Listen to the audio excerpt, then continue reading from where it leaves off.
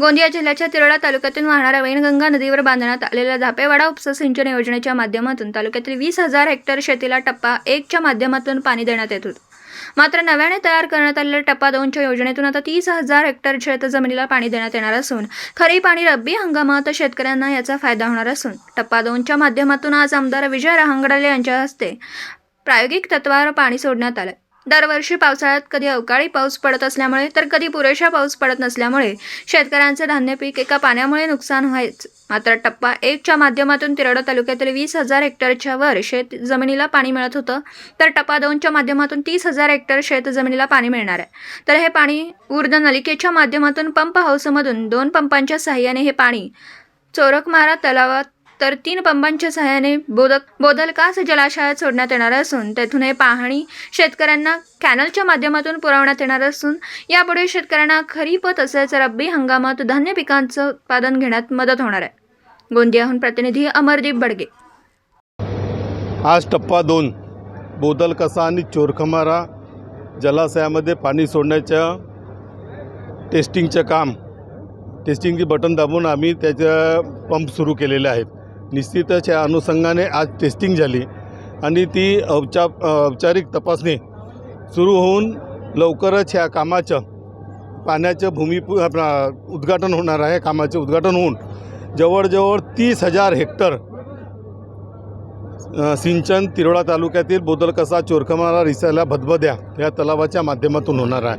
हा एक प्रकल्प शेतकऱ्यासाठी वरदान ठरणार आहे आणि खरीपाच्या बरोबरच खरीपाला तर त्रासच नाही आहे। आता खरीप कधी मरण पूर्ण क्षेत्राच्या मध्ये येणार नाही आहे। खरीपाची जी फसल आहे ती फसल 100% होणार आहे, पण त्याबरोबरच रब्बीच्याही पीक मोठ्या प्रमाणात आपल्या तालुक्यामध्ये धानाचं पीक होणार आहे।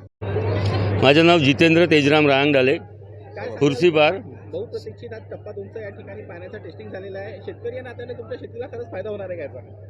हो, या धापेवाडा टप्पा 2च्या मुळे बोदलकसा आणि चोरखमारामध्ये बदबद्या रिसाळामध्ये जर पाणी पडेल तर शेतकऱ्यांना खरंच फायदा होईल व आता एक पीक काढतो आपण खरीपचा, तर रब्बीमध्ये सुद्धा आपल्याला जास्त रब्बी मिळेल व आपल्या क्षेत्रामध्ये सुद्धा ह्या बोदलकसा चोरखमाराच्या पाणी मिळेल व ह्या फायदा होईल कास्तकार बंधूंचा, आमचासुद्धा फायदा होईल।